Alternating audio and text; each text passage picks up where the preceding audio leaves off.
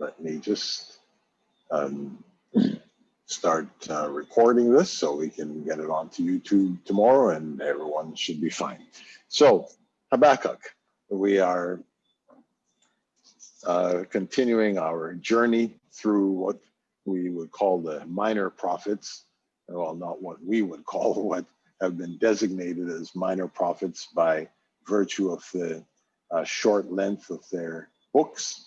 And so tonight we look at Habakkuk, who was writing somewhere around 600 BC and around the same time as Jeremiah, who certainly most of us would know.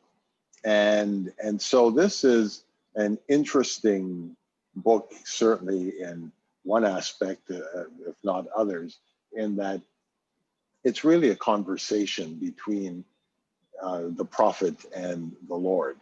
It's not really addressed with words being spoken to whoever it might be, Judah, Israel, or some other nation, but we had some of this conversation kind of thing going on in the book of Jonah, but here we really have the whole book basically devoted to that, and so it's interesting from that standpoint, and we will see fairly quickly what the conversation was about and what was really on Habakkuk's mind. So we're just going to jump in at chapter 1, verse 1, of course. And so he lays out his main issue here in the first 4 verses, Habakkuk 1, 1-4, the oracle which Habakkuk the prophet saw. How long, O Lord, will I call for help, and you will not hear? I cry out to you violence, yet you do not save. Why do you make me see iniquity and cause me to look on wickedness? Yes, destruction and violence are before me. Strife exists and contention arises. Therefore, the law is ignored and justice is never upheld, for the wicked surround the righteous. Therefore, justice comes out perverted. So this is his first situation, saying, God, I'm praying. I mean, he didn't use these particular words, but we can read between the lines. I'm a righteous person trying to serve you, trying to do what is right and pleasing, and yet you just absolutely don't seem to care about any of this, and you're not upholding justice. Again, read between the lines, like you're supposed to, and the wicked are surrounding the righteous, and there's no justice. And let me just say right at the start here, for our Facebook friends, I meant to say this before. If you would like to join in live on the conversation on the Zoom call, please feel free to email the church office, mail, M-A-I-L, at faithsanctuary.com, and we'll gladly send you the link that you can join us live. And so please keep that in mind. So he lays out his complaint, and then God starts to speak from verse 5 as we go down, actually, to verse 11. So let's see what God's response is to him.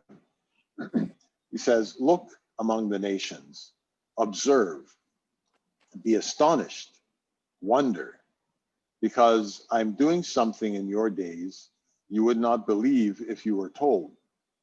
For behold, I am raising up the Chaldeans, otherwise called the Babylonians, that fierce and impetuous people who march throughout the earth to seize dwelling places which are not theirs. They are dreaded and feared. Their justice and authority originate with themselves.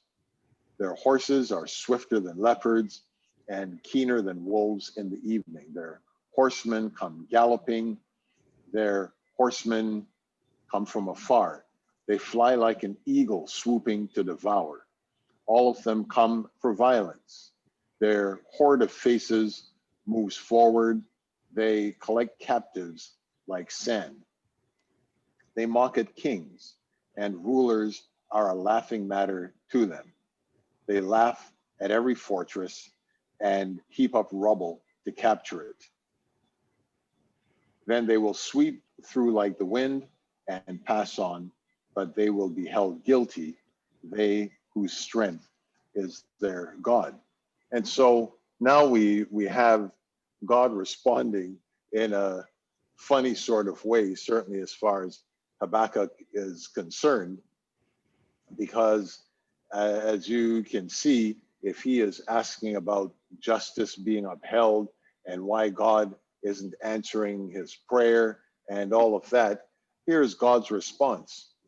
I'm going to raise up a nation, the Chaldeans, and I'm going to do something that you're not even going to believe.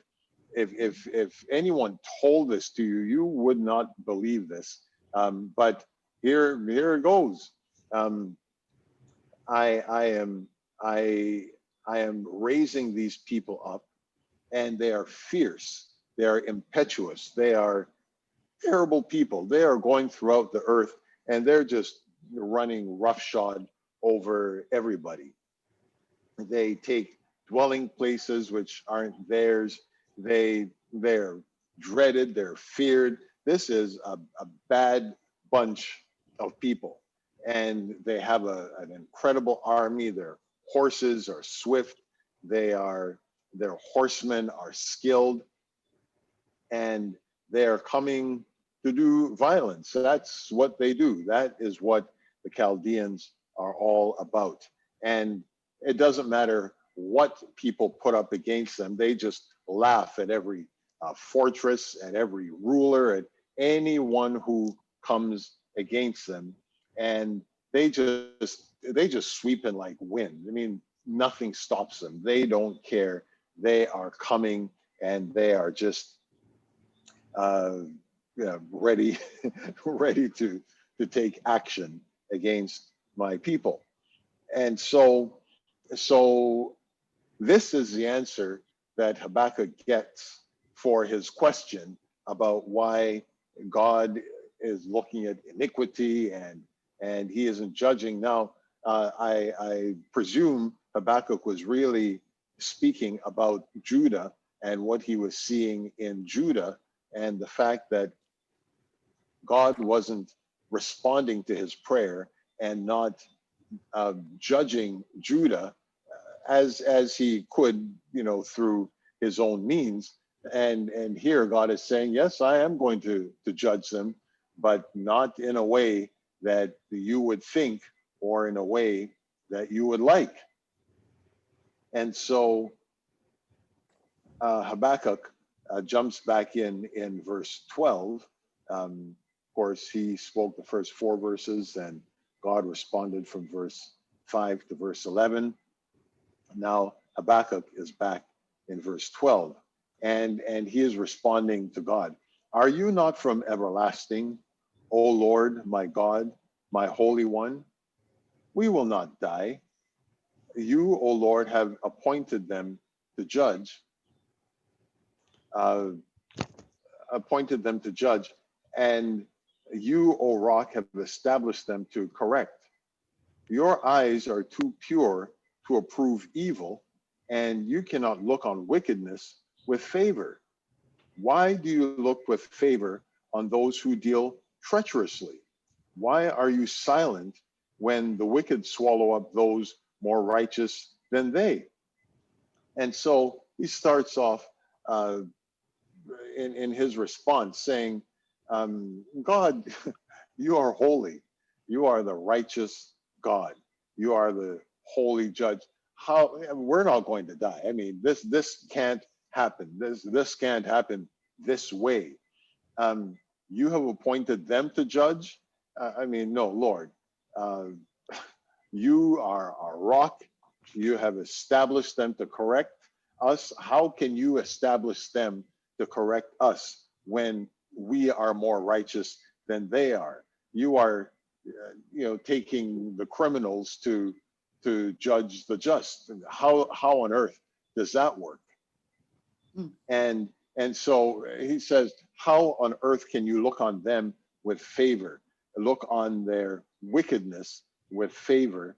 And these are people who deal treacherously. They are liars. They are fierce. They are vicious. How can this be you, God, speaking in this regard, saying that you are going to use them?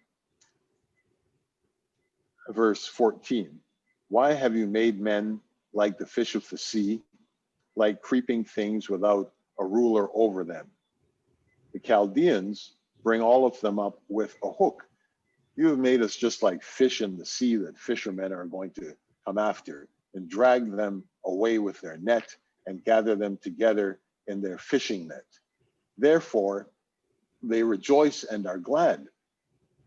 Therefore, they offer a sacrifice to their net and burn incense to their fishing net, because through these things their catch is large and their food is plentiful. Will they therefore empty their net and continually slay nations without sparing? And so he says, God, I mean, this is crazy. How on earth can you allow this to happen? You've made us just like helpless fish in the sea, and these people are just totally skilled in coming after the catch, and then they think that they are so big and bad. They sacrifice to their fishing nets. It's just like they're saying, look at what we have. Look at our nets. Look at our hooks. Look at how skillful we are. We can take this on, and we're going to have all of these fishes, all these people for ourselves. And so that's that's the beginning of this discourse between Habakkuk and God. That's chapter 1. And this book doesn't have a whole lot of complexity. It's a pretty straightforward conversation. So anything that you've seen in this first chapter that catches your attention?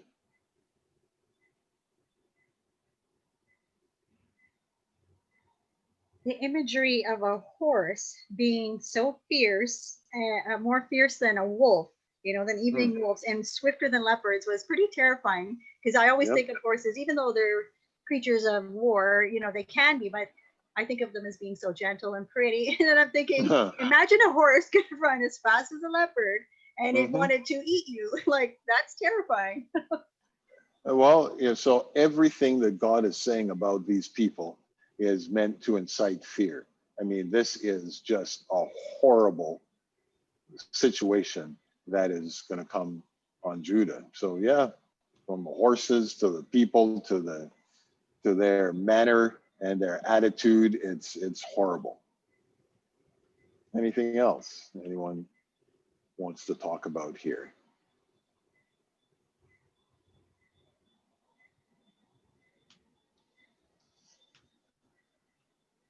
Certainly here we see that God has the ability to use anybody. We sometimes sing this chorus, if you can use anything, Lord, you can use me. And this book is really telling us that yes, God can use anything and he can use anyone. And he's not restricted. Some people that we absolutely wouldn't consider God uses for his own purpose. Go ahead, Sister Green. I see your hand up. You'll have to unmute. I see you're still muted.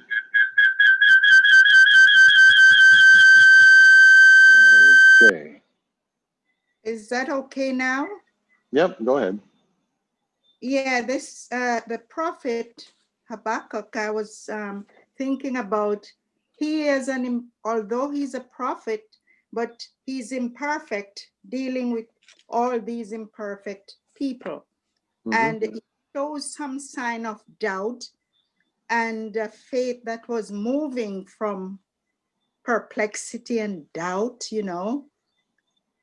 He did not reach the point as yet where he understood God in the way how he, you know, let's say God's ways are past finding out, but it's like he was doubtful and he was a bit perplexed there and not understanding really who God is. So he has a bit of work to do on himself as well to understand this God, because it's an imperfect person dealing with imperfect people. Okay, so let's get another comment in on this iPad, whoever you may be. Go ahead, please. And again, let me. Go. I was trying to unmute. Sorry. It's Okay, me. there you go. Oh, happy birthday, Sister Elise has Thank turned, yes, 60. 60 years old today, and she's here for Bible study. That's amazing. Wow. I have to Well, buy there's her not a popsicle many for. other places to go. Yeah, well, that's good. So, happy birthday. So, thank you. So I like the way that God includes these things in. I can really relate to Habakkuk. In other words, like, God, what are you doing? Like, I'm better than my brother. Like, why are you using him to?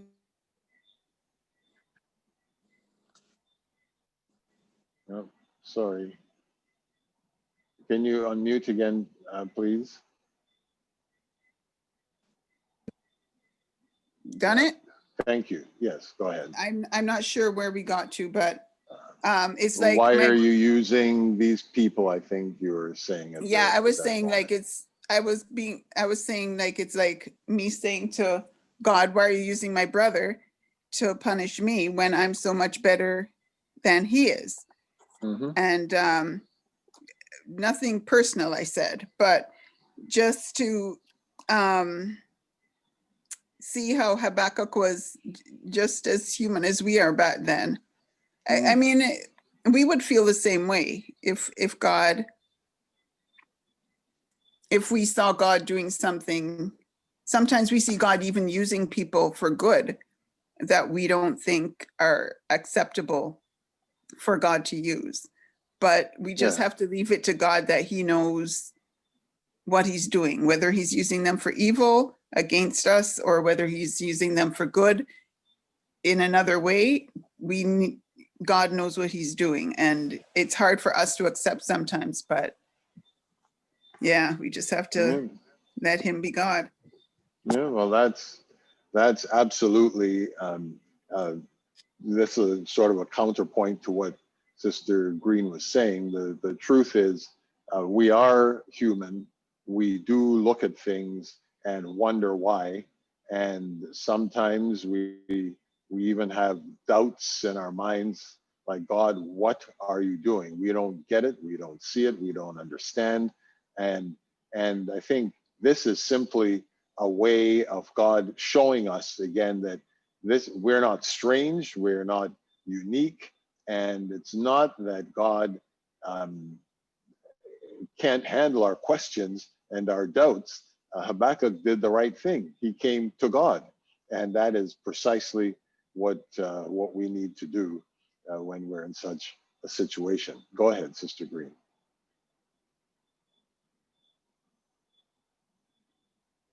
They just need to unmute.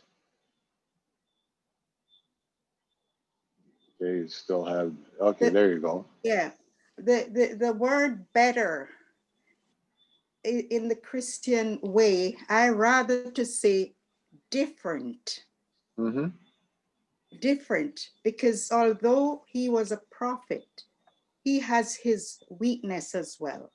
It's Mm-hmm. not because somebody else may be different, maybe better, to come in and do something better. The word better now is a little bit offensive in the Christian way of life. It's better off to say different, because Mm-hmm. people differ, and Mm-hmm. God really wants us to be different.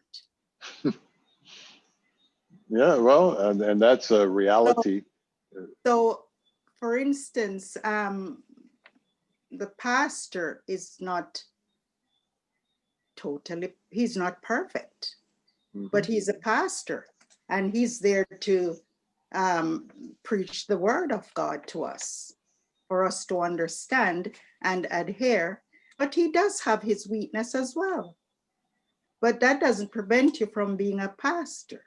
It's Mhm. just that we are imperfect people in an Mhm. imperfect world. So we have to deal with that. That But is for sure. Sister Going. Green, but we do think that way though. We should I mean, not. we maybe we shouldn't, but as human beings, we do look at each other and see, like I can see, for example, like I said, my brother, maybe it was, say, when we were teenagers and we're all living in the same house, and he can see what I'm doing, I can see what he's doing, my sister can see what I'm doing. Or it could be just somebody at church and we saw them outside of church and we saw how they lived. And we're saying in our hearts, even though we might know better, that word again, but we might know, better. We feel like we are quote unquote better Christians than they are because we saw them do this, and it's not necessarily right, but it could be right that they really are not living for God outside of the walls of the church. Like we might actually see the evidence, and whether or not we do feel sometimes that we are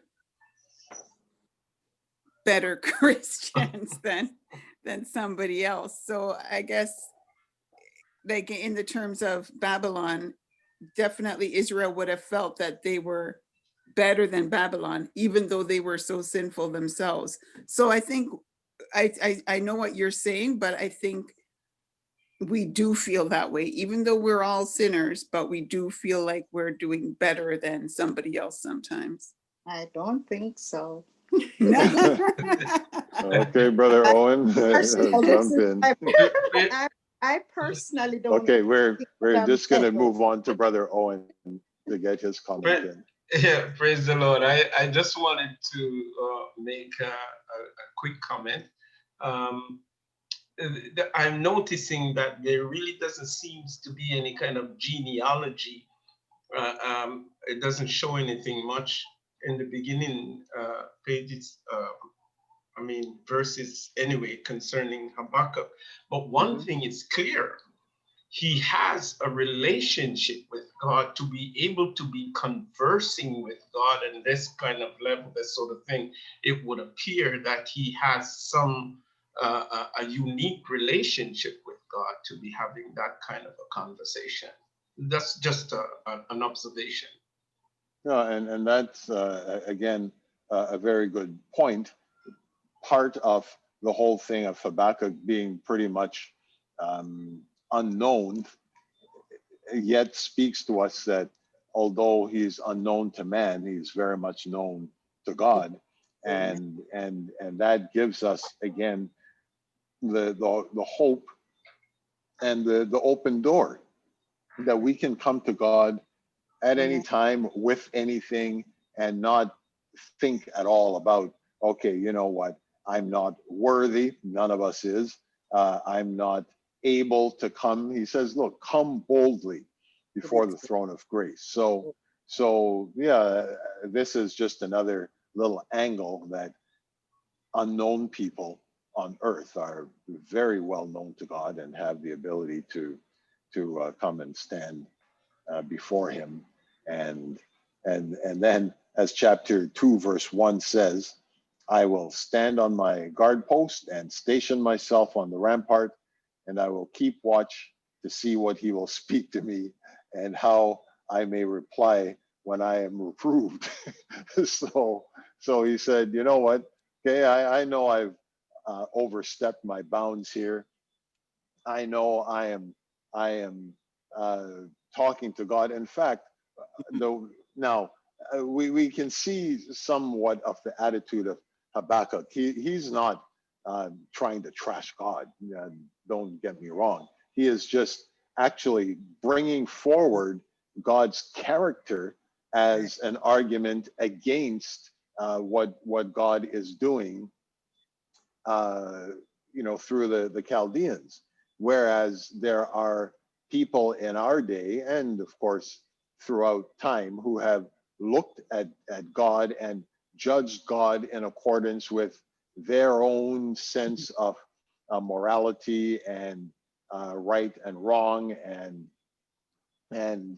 who they think they are. And it really is an amazing thing to know that there are people in this life who think they no more are, to use the word, better than God, because in their view, their morality is higher and greater than God's. Um, so when God says do this or don't do that, they have the feeling that no, we should be able to do this or that, and in our frame of reference, that it is okay, it's moral, it is acceptable. And certainly when people see God in judgment mode in the Old Testament, many people have turned against God to say, we are more righteous than you. We wouldn't have acted in that way. And so Habakkuk, now having said what he had to say, he said, well, okay, I I have said my piece, but I'm going to stand here and wait for God's response. There are people who love to, shall we say, throw words and then they take off. They just want to hear their own voice. They just want to state their own opinion, but they're not at all interested in what the other side may have to say. But chapter 2 verse 1 says, no, I'm going to stand right here, and I'm going to stand on the rampart. I'm on top of the wall. I'm where I can see, where I can hear. I'm going to be where I can be seen, and I'm going to watch. I'm going to wait until God responds, and then I'll see what I will say when he reproves me. And so again, a natural, normal feeling that I have spoken in a manner that God may feel is offensive or disrespectful, but I'm going to stay and wait to hear from him, which I think is a tremendously commendable response from Habakkuk.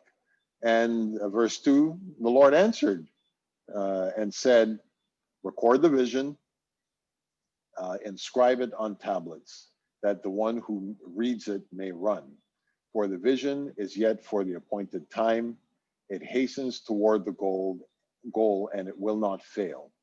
Though it tarries, wait for it will certainly come. It will not delay. So God is now saying, I'm going to talk to you. I'm going to tell you, and I certainly told you back in chapter 1, verse 5 to verse 11.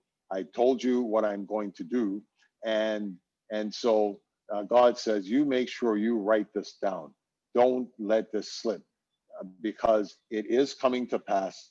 And even though it might take a little while, though it may tarry, just wait for it. It is coming. And so verse 4, behold, as for the proud one, his soul is not right within him, but the righteous will live by his faith. And now God drops something here on him, a verse that certainly we have seen and heard so many times up into the New Testament. The just shall live by faith.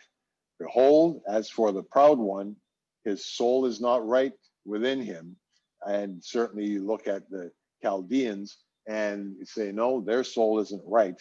But the just will live by faith. The righteous will live by his faith. And so Judah, hearing this word, would know, okay, there is disaster coming by people who are proud, arrogant, vicious, ungodly, but we are going to maintain our faith in God. And this coming shortly before the Babylonians came and invaded Israel, God's hope was that there were some who would remember these words and say, you know what?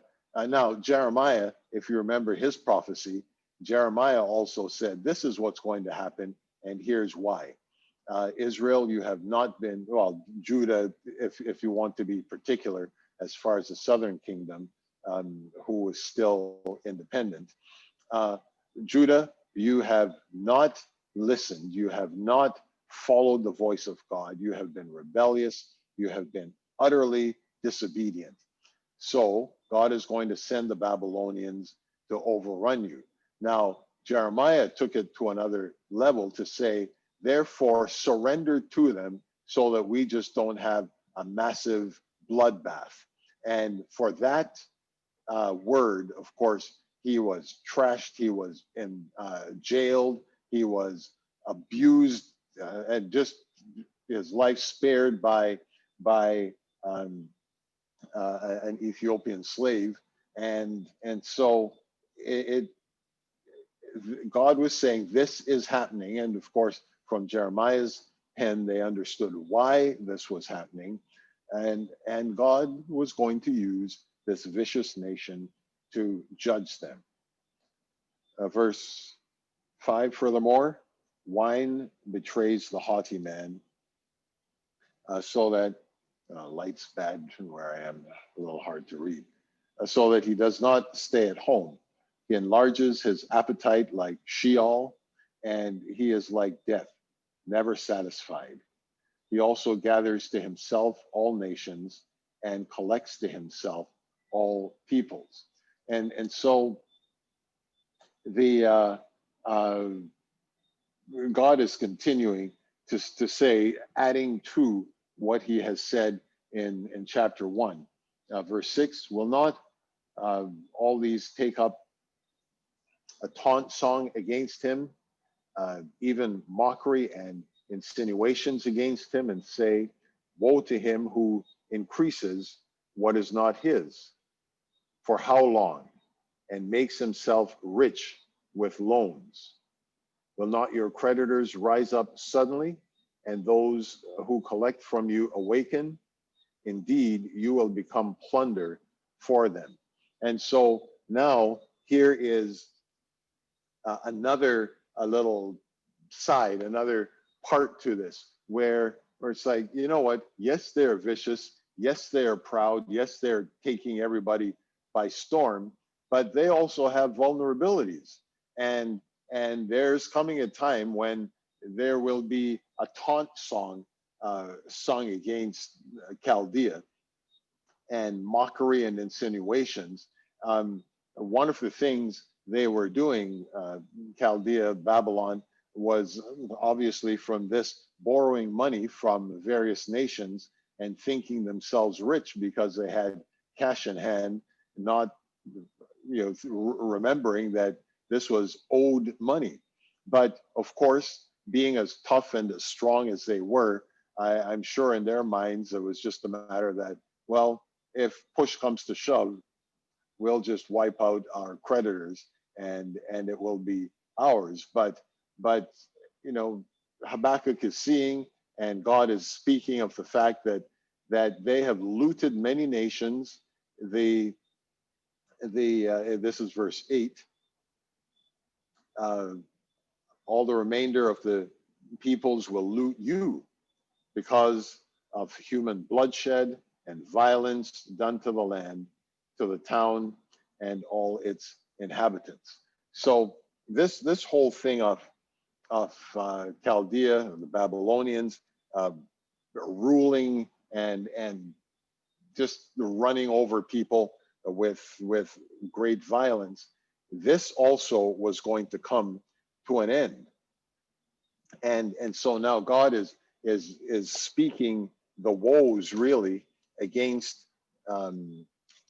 Babylon. Yes, you're going to be up today, but you will be coming down. And so God has the power to lift up, and he has the power to cast down. And we'll continue and we'll see all the woes that he has against Babylon. Verse 9, woe to him who gets evil gain for his house, to put his nest on high, to be delivered from the hand of calamity. You have devised a shameful thing for your house by cutting off many peoples. So you are sinning against yourself.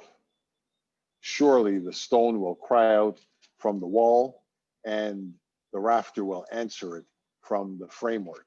So, you know what, Babylon, you have really gone overboard. You truly, although I'm using you at this time as a judge, you are taking that to mean that you are strong in and of yourself, that it's your hook, it's your net, it's your horses, it's your horsemen, it's your power, it's your wealth that's doing all this. And you don't realize that I am simply using you as a tool. And in the case of Israel, simply because my people refuse to do what is right. And so the woes continue in verse 12. Woe to him who builds a city with bloodshed and founds a town with violence. Is it not indeed from the Lord of hosts that peoples toil for fire? Now this is a little strange, but basically it's saying Babylon would build these cities, these towns, and their end would simply be to be destroyed by fire. And nations grow weary for nothing. In other words, you've built up your nation, other nations have been built up, and in the end, they will come to nothing. They weary themselves, and really it ends up being nothing. For the earth will be filled with the knowledge of the glory of the Lord as the waters cover the sea.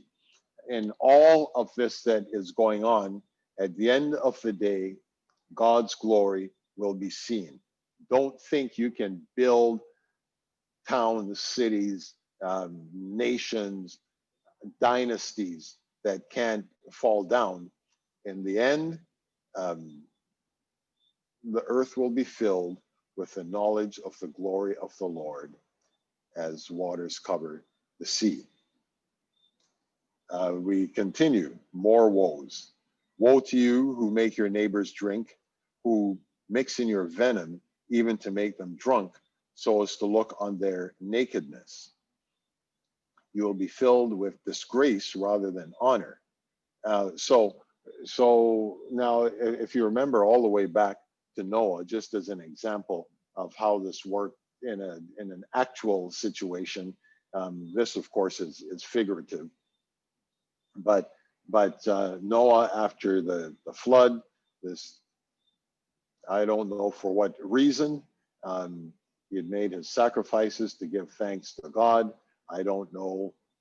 I suppose drinking was part of the celebrating that people would do even back then. And he got totally drunk, totally naked, and exposed to his sons. So drink, even to this day, when people are drunk, you see that they just say and do and act in ways that are totally disgraceful. So it's like Chaldea was saying, your nakedness will be seen. What we do and our action against you will expose all your weaknesses, all your nakedness. But as the middle of verse 16 says, now you yourself drink and expose your own nakedness. The cup in the Lord's right hand will come around to you, and utter disgrace will come upon your glory. And so, yes, you are having your time now, but as you are trying to shame others, you yourself will be shamed. And the cup is in the Lord's hand. You're going to drink of it, and you will be disgraced. 17, for the violence done to Lebanon will overwhelm you, and the devastation of its beasts by which you terrified them, because of human bloodshed and violence done to the land, to the town, and all its inhabitants. And so, again, just laying out their judgment. Then he jumps into another something that has come up various times in various prophecies that we have read going through the minor prophets. And now he comes against idolatry. What profit, I'm in verse 18, what profit is the idol when its maker has carved it, or an image, a teacher of falsehood? For its maker trusts in his own handiwork when he fashions speechless idols. Woe to him who says to a piece of wood, awake, to a mute stone, arise. And that is your teacher? Behold, it is overlaid with gold and silver, and there is no breath at all inside it. But the Lord is in his holy temple. Let all the earth be silent before him. So God finishes his discourse here to Habakkuk with saying, now, yes, I'm going to use Babylon, and you know what? It's going to be devastating. It's going to be rough, but they will also be judged because they have no understanding. Pride has filled their hearts. They trust in themselves and their power and their wealth, and they trust in gods that they have made with their own hands. All of that is coming down. And remember, the Lord is in his holy temple. Let all the earth keep silence before him. Habakkuk chapter 2. All right, floor's open. Anything that you would like to say about Habakkuk 2?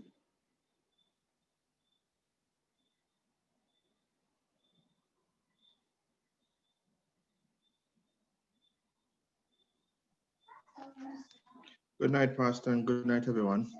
Greetings, Brother Rohan.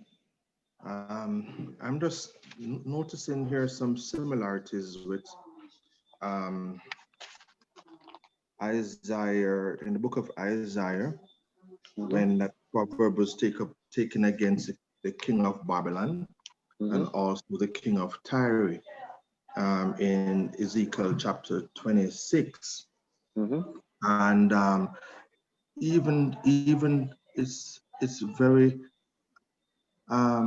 strange how even though these nations were heathenistic nations, God would use them and to carry out his work. Yes, he would turn again and discipline them afterwards, but I find it very astonishing how he would use them to carry out his bidding. And then the similarities with the fact that here in Habakkuk, you see them dealing, plundering and taking stuff from people is the same similarity that the king of Tyre was doing in his unfair practices, trades, and so on. And judgment was brought up against them. So I'm realizing that there are a lot of similarities going on here. And another one of these similarities is that just because God uses us doesn't mean he is necessarily pleased with us, or that we will escape judgment for the things we have done.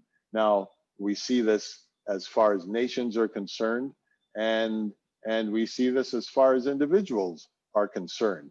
Because if you read Matthew 25, you'll see at the end of the judgment that all kinds of people come before God to say, well, didn't we do this and didn't we do that in your name?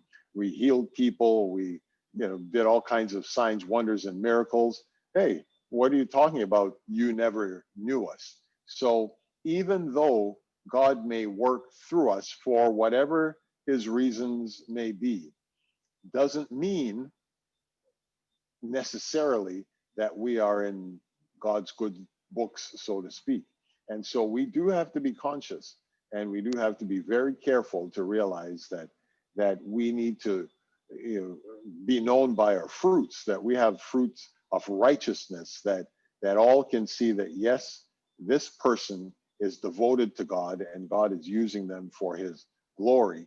But as he used these nations, hey, that didn't mean that they were all doing what was right.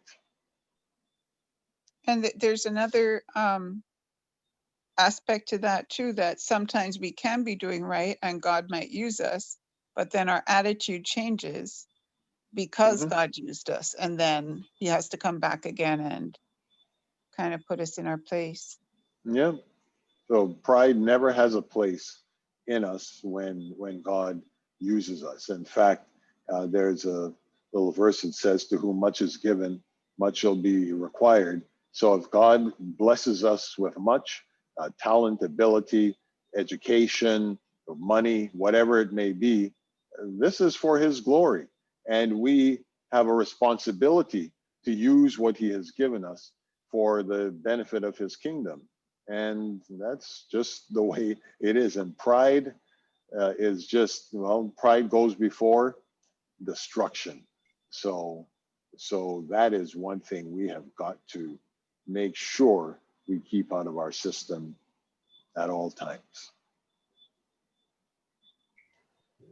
I think that speaks well of Habakkuk. I think chapter 2, verse 1. When I read that verse earlier today, it made me smile. And what I will answer when I am corrected, like he clearly, I know you spoke to this already, but he clearly knows that he's kind of ranting, saying, I just don't get it, God. I don't agree with what's happening, but you're God. And I know that I'm wrong. You're going to tell me what's right. And I feel like he really, I love the discourse between them. I feel like it reminds me of Moses and God, just speaking face to face, having that relationship, like everybody was saying. Brother Owen was reading my mind earlier. I just love it though, because I feel like he can speak his mind. He can say this, but he's not being disrespectful. And he's saying, I know you're going to tell me exactly what's going on here. I know you're going to explain yourself to me. I just, this is how I feel about it. And I love that he has that courage and that relationship with God, that he feels, I can say this. I'm not being disrespectful. I know that God knows everything. He's always going to be right. But I just, I'm telling him how I feel. I really like this book. Yeah, and that's the parent-child relationship, the father, son, mother, daughter, whatever, the relationship, that he is comfortable and trusting enough in God that he can come in all of his rawness and just dump it out before God, which again, I think is one of those things. Sometimes I think, well, God already knows my mind, knows my thinking. Why do I have to speak? Well, there's something about the relationship we have with him that just prompts us to open up completely. That's what he wants, that we open up. Sometimes in our speaking, we answer our own questions. Sometimes we see that we're being silly. Sometimes we say, yeah, now that I've said it, I really feel this. God, I need help, whatever the case may be. There is something about that openness and that honesty and that trust that, yes, I can say this to God without fear that, yes, he'll reprove me, but he's not going to kill me. We have that kind of relationship. So that's beautiful. And just like Sister Elise was saying, like Habakkuk is not puffing himself up. Even though God gave him this vision, he doesn't seem like he's puffing himself up as if I'm better than these people. Like, I just want to know why. So I didn't get the feeling that he was trying to say, I'm better. I just got the Yeah. feeling he was saying, whoa, Yep. you know, You I know, mean, what they're doing. exactly. And again, as we've said before, he took it to the right place. He took it to the right person.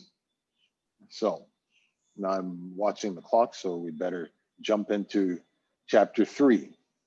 Now this is back to Habakkuk speaking, a prayer of Habakkuk the prophet, according to Shigionoth, whatever a Shigionoth is. Maybe some, well, I would presume some kind of musical instrument.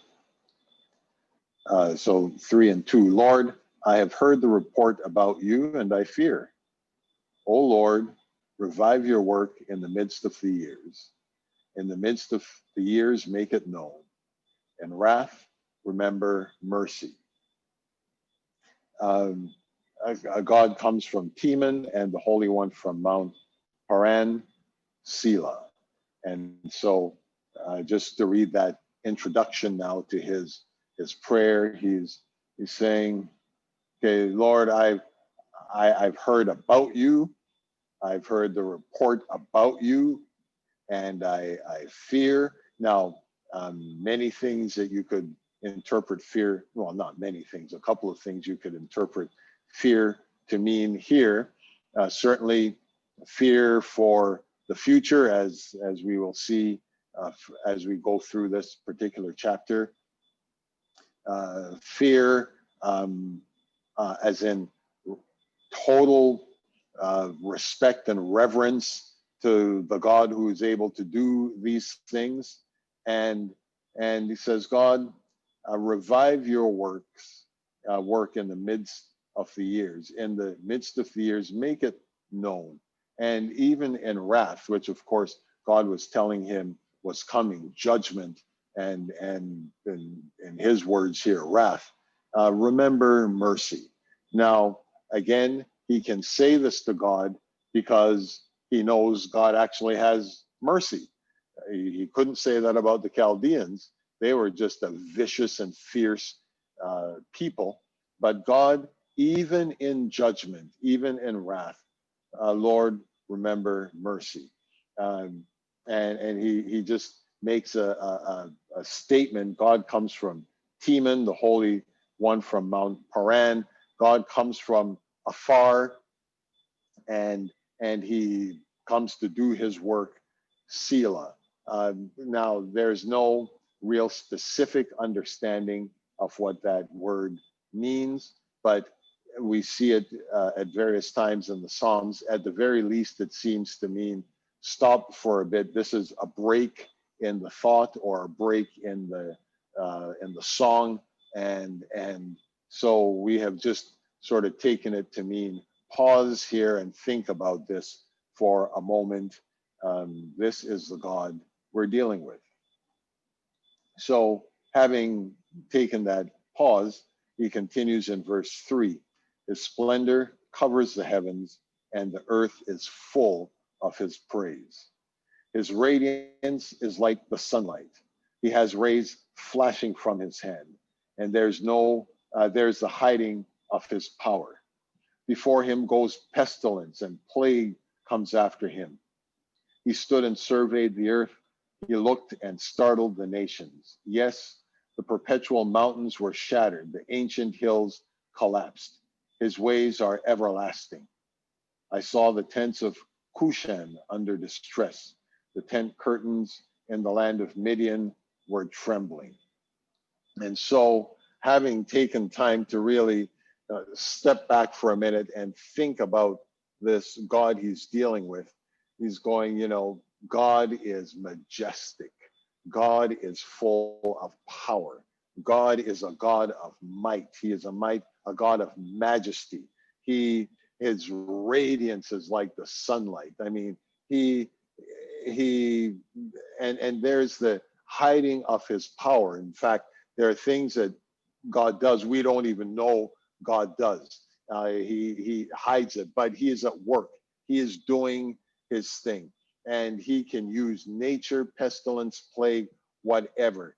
There is nothing that God cannot do, and he is powerful, and he is majestic, and he's full of splendor, and we need to fear God, to have holy reverence for this God, and know who it is we're dealing with. Yes, God, I have been open with you. I have been brutally honest with you. I am just, but I'm coming because you are the one who has power, majesty, dominion. You can do all things, and you are the only one I can come to with this kind of conversation. And so we see his meditation here on who God is. Verse 8, did the Lord rage against the rivers? Or was your anger against the rivers? Or was your wrath against the sea, that you rode on your horses, on your chariots of salvation? Your bow was made bare. The rods of chastisement were sworn, Selah. So again, he comes to another section and he says, here's something else I want us to think about. And a lot of this, you might say, would refer to the history of Israel coming out of Egypt. The rivers turning into blood, the sea being used as a tool of judgment against Pharaoh. You rode on your horses, on your chariots of salvation, and Egypt rode on their horses and chariots. They're all destroyed, but God saved his people. Your bow was made bare, and you chastised these people. And again, just think about that for a minute. God has had his people under oppression before, and God has delivered them out of oppression before. So now, as he's thinking, it's not just God revealing everything to him, but in his memory bank, he had history. And of course, that's why it's so critical for us to read the Word of God, and whether we journal or whatever it is we do, to remember what God has done for us. He has been good and gracious to us, and we really need to remember the goodness of God. Then he continues, you cleaved the earth with rivers, the mountains saw you and quaked. The downpour of waters swept by, the deep uttered forth its voice. It lifted high its hands. Sun and moon stood in their places. They went away at the light of your arrows, at the radiance of your gleaming spear. In indignation, you marched through the earth. In anger, you trampled the nations. You went forth for the salvation of your people, for the salvation of your anointed. You struck the head of the house of evil to lay him open from thigh to neck, Selah. So again, this we might now call the third verse of this song, and another Selah here. And again, you think of God delivering the commandments to Israel. The mountains saw you and quaked. You think of the deep uttering its voice. It might be, again, the downpour of waters, the deep uttering its voice. It lifted high its hands. This, again, could be a reference to the waters of the Red Sea standing up on high and then coming down upon the Egyptians. Sun and moon stood in their places. You certainly think about Joshua in his battle and saying, sun, stand still. And you see that God went through, whether it was the Canaanites or whoever they may be, God has been fighting for his people for a long, long time. And Habakkuk is just bringing this in the form of a prayer, or you might say a psalm. The structure of it, according to Shigianoth, musical term you see again in the Psalms. So it looks like he is structuring this prayer in a song, in a psalm. 3 stanzas, 3 verses so far, and he just brings them all to an end with this what do we call it now in music? The fermata. For those of you who are musicians, you know that little half moon with a dot in the middle. Fermata just means pause, and then you pick back up a tempo and carry on with whatever it is you're singing or playing. So this is God at work, and you see the prophet just meditating on the works of God, what he has done thus far. And of course, when we think of what the Lord has done, we know what the Lord can and will do. He is the same yesterday, today, and forever.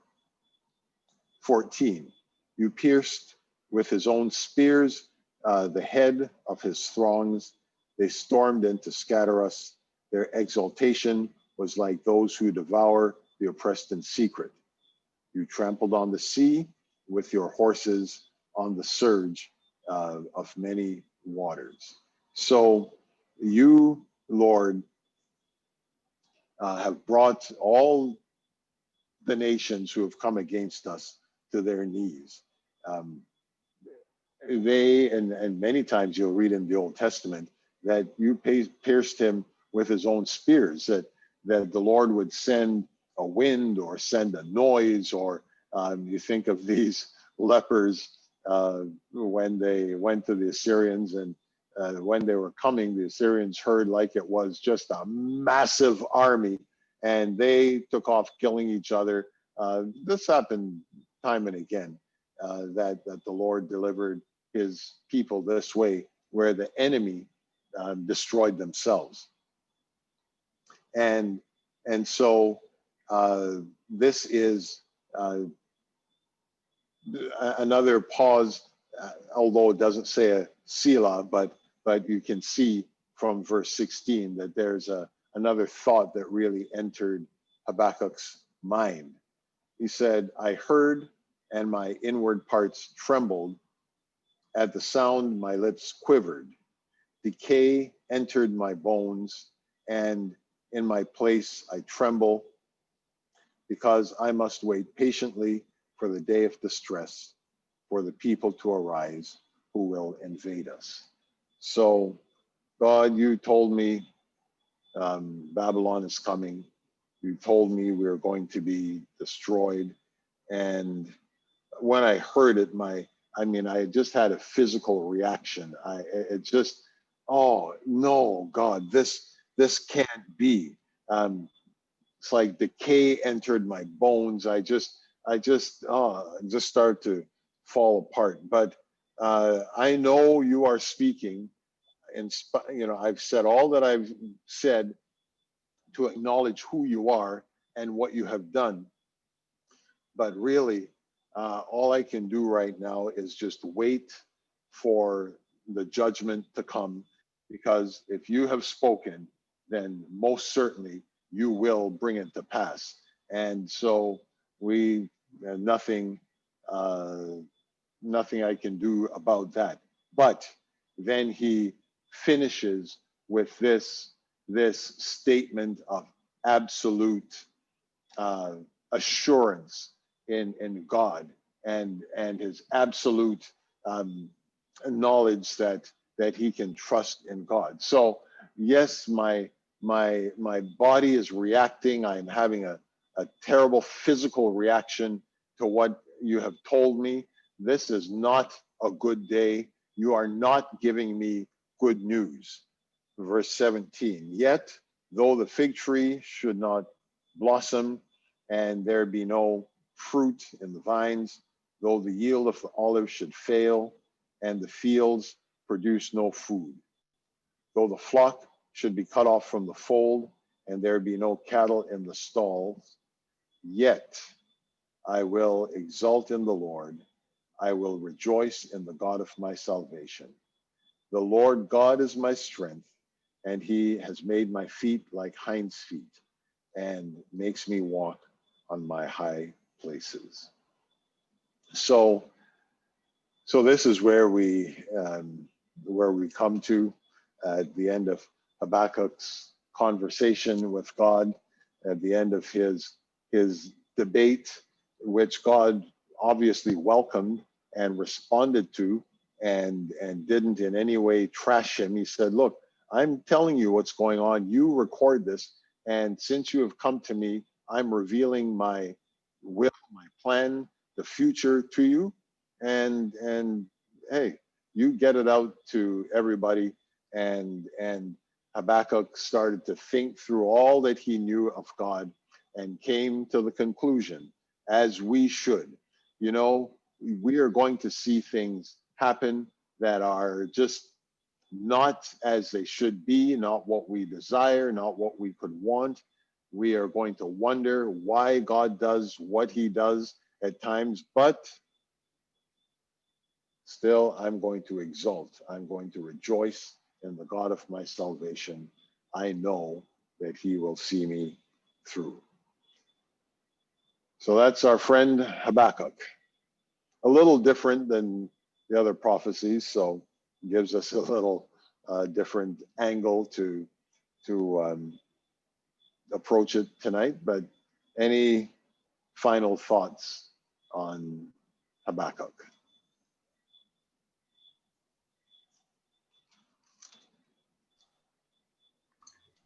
I think this really shows the character of God that Habakkuk is seeing. Okay, you know what?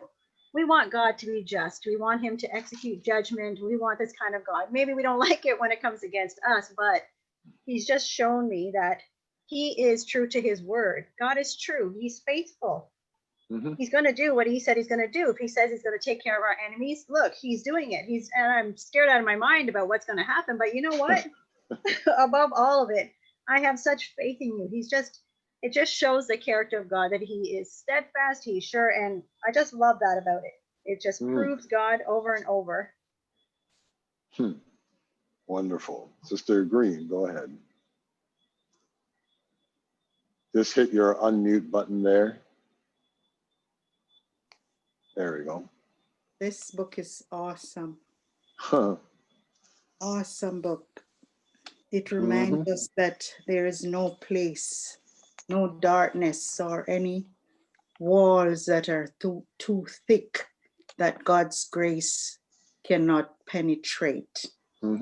And it means so much to me, because I don't know what on earth could help me but the grace of God.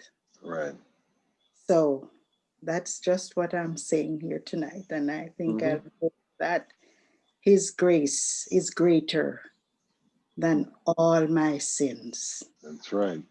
That's Doesn't right. say that I should not strive to do what pleases the Lord, but his grace supersedes everything.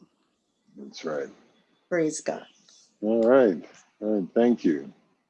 Somebody else.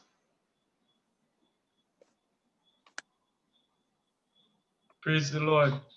Yes, sir. I'm seeing a couple things. Perhaps you can comment on for us. That it seems as Habakkuk in the I think second chapter he said he will stand on his watch. I think the King James says watch. It said something else. But does that mean that he has an assignment as those that in those days perhaps would be watching on a tower sort of thing? That's the first thing, and then he ends by making reference to the fig tree, to olives, and to the flocks, etc.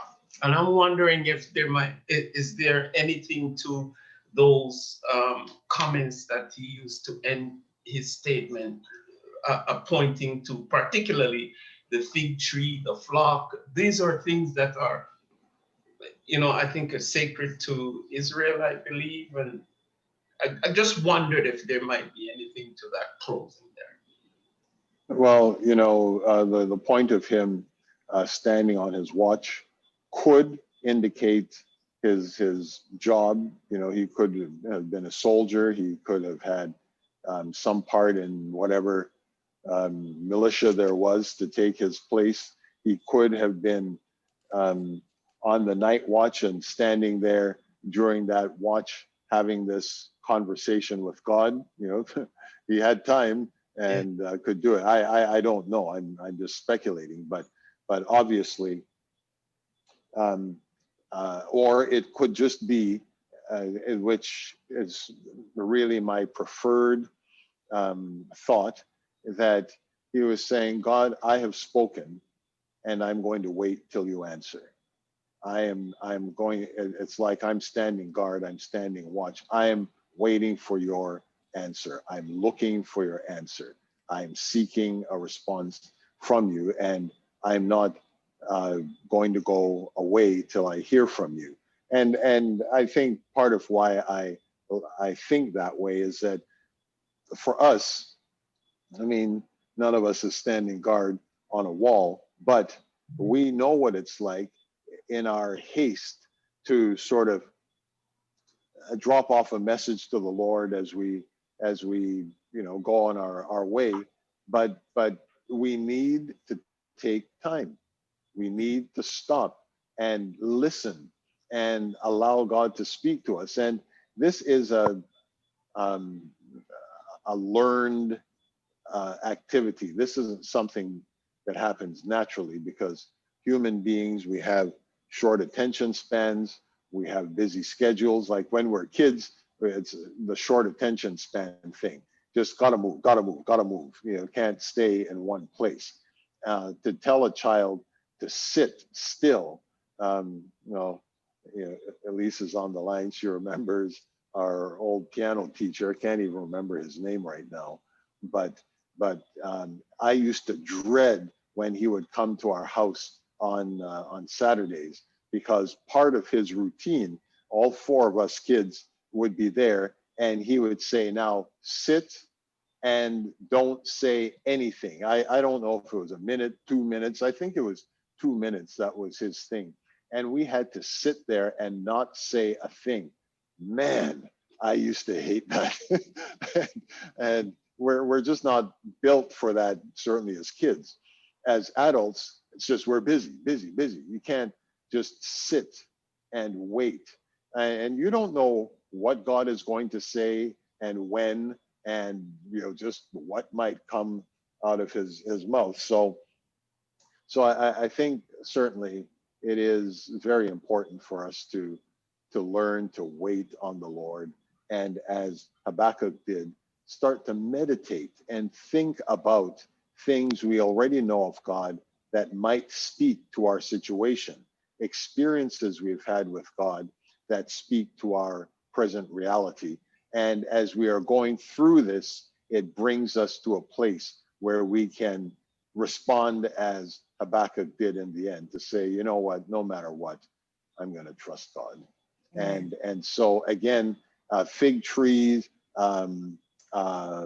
fruit, animals, these were just the basic necessities, sacred from the standpoint, certainly, that God used them in forms of worship. But basically, it's like these are the simple, common things that we need to stay alive.